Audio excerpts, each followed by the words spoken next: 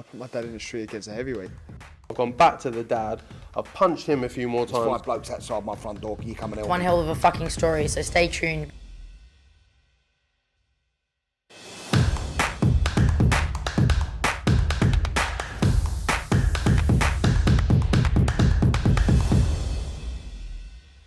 This is Omar Ahmed for IFL TV, proudly sponsored by Everlast. We're at the BT Studios to announce Joyce v Parker. I'm joined by Frank Warren. Now, if you had told me a few weeks ago what's more likely, Arsenal winning the league this season or Joyce Parker happening, I would have said probably Arsenal, which is not going to happen anyways.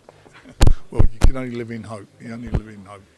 So April 23rd, these two guys, Joyce and Parker, on the broadcast whilst Fury White was happening, agreed the fight. Everything was rosy. It was going to happen. There's a massive collapse. There's a bit of a public fallout. You've made some comments about Joseph Parker and Ben Shalom and him doing a deal with Sky, and now we're back on. So how has this happened? Well, I think because we wanted to get it done, they wanted to get it done. I don't think what else. I don't think they had anything. I'm not sure if they had anything else to give to Joe Parker. You know, this is a great opportunity for Joe Parker, but all that's all been parked up and put to one side, and the objective was to get the fight on for Joe.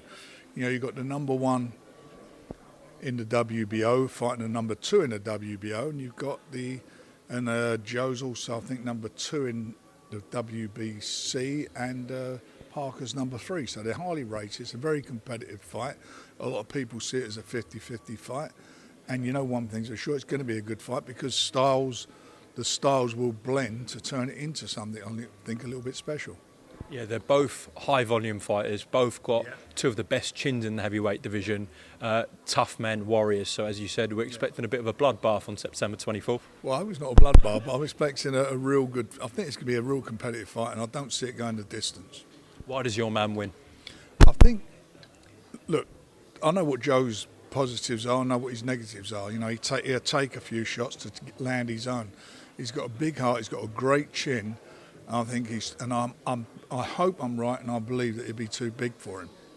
Okay. Tickets go on sale midday at Tuesday. Correct. Next week. Ticketmaster.co.uk.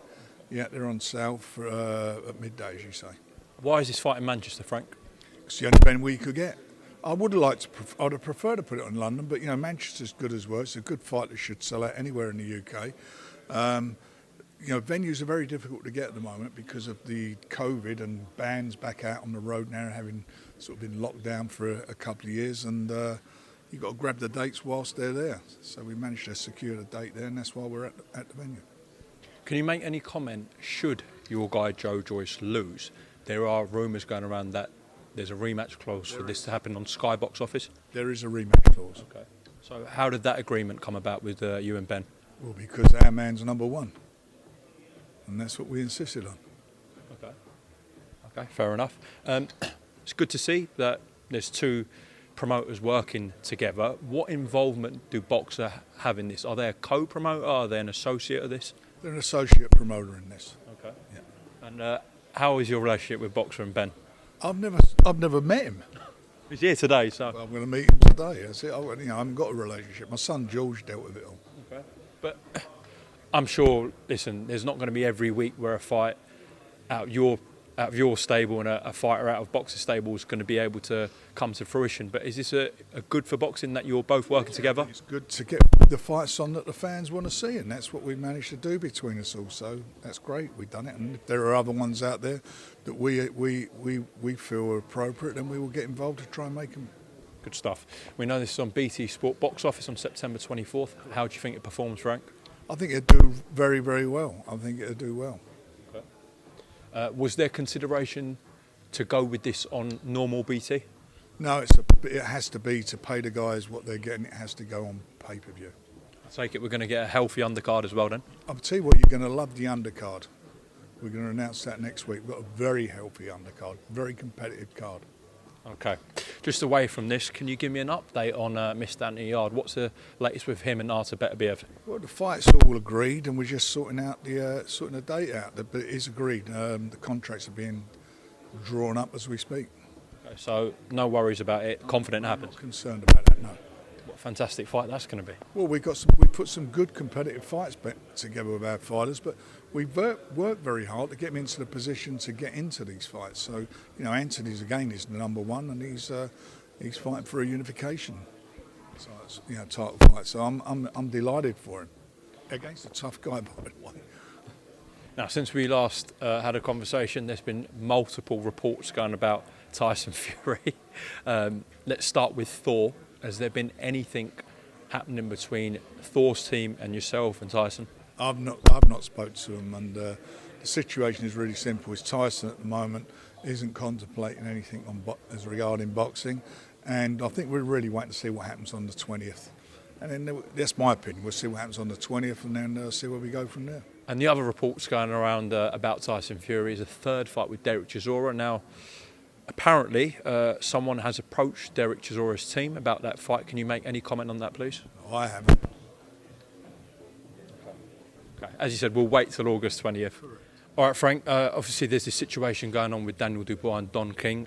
We have done a video in it, and it will go out at some point in the future. But, yeah, we can't comment on it right now, and appreciate that. But, yeah, we've done something on that concrete, which will go out soon. In terms of Daniel Dubois' future, I saw some rumours circulating a couple of weeks ago that potentially a Dillian Whyte fight might happen. Can you make any comment or address this? I can't make any comment on that. It might be a great fight to make. I'd love to make that fight.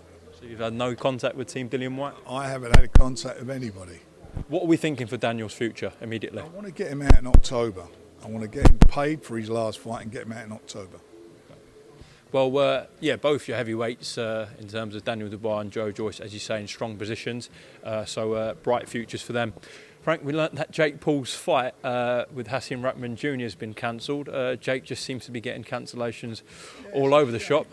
It's a shame, I mean, it's not Tommy's fault, and it's not his fault that fight was sidelined. And obviously, there's been a problem with what's his name? Oh, he's alive. Right. Come in, Joe. Come in. How are you, Frank? I'm all right. Good to see you, brother. Okay, Long time no you. see. It is a long time. It is a long time. Are we all good here? Yeah, everything's fine. Well, Frank. I don't know about that. We'll see. Yeah, all good. Anyway. Go on. Well, Joe, we'll catch up with you in a second. So what was you going to say? Yeah, no, we were talking about Jake Paul and Hasim Rahman. Yeah. It's a shame for him. I mean, they tried to make the fight. Jake's worked very hard, and I don't know what the background is, but it's a shame. I mean, it's really, I feel for them, because I did go to that show when Tommy was on the undercard, and it was really, it was sold out, and he obviously brought a new audience that were watching some of the fights. But I hope he resolves it. I hope he gets himself sorted out, and I hope he gets a fight on soon. Frank, we've learnt that since I last spoke to you that Usyk Joshua 2 will be on Sky Sports box office. Your thoughts on that? Because he did sign an exclusive deal with DAZN, but obviously this fight was outside that agreement. Your thoughts on Sky Sports securing it? Well, the reason they've got it is because Saudi want the fight to be seen, and that's really what it's all about. They want a big audience for it, and they felt that it needed to go on Sky or BT, and BT Sky weren't going to get into a piddling contest. So the bottom line is it's on Sky. It's always going to go on Sky. I felt.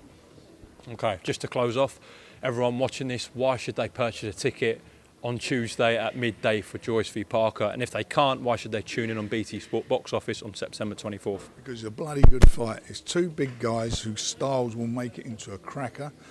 And, look, we're putting number one in with number two. That's what we've done. And the winner of that fight becomes the mandatory. A lot at stake for the winner. A lot at stake. Fight title, nowhere to run. Nowhere to run.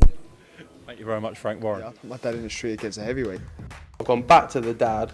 I've punched him a few more There's times. 5 blokes outside my front door. Can you come and help One me? hell of a fucking story, so stay tuned.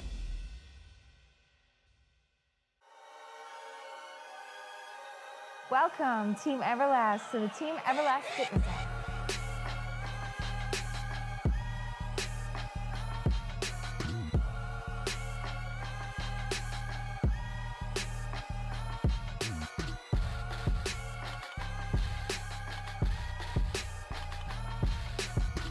Download the Everlast Fitness app and find your greatness within.